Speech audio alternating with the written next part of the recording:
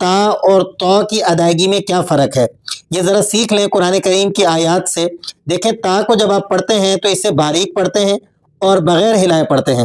مثال کے طور پر یہاں دیکھیے متکئین، متکئین، تا کو آپ نے باریک پڑھنا ہے اور ہلانا نہیں ہے، متکئین۔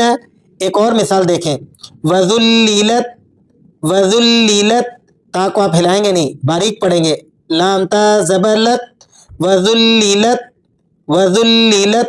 اسی طرح تذلیلا، تذلیلا، تا کو باریک اور بغیر ہلائے۔ اور تو کو کس طرح سے ادا کیا جاتا ہے، تو کو آپ نے موٹا کر کے اور ہلا کے پڑھنا ہوتا ہے۔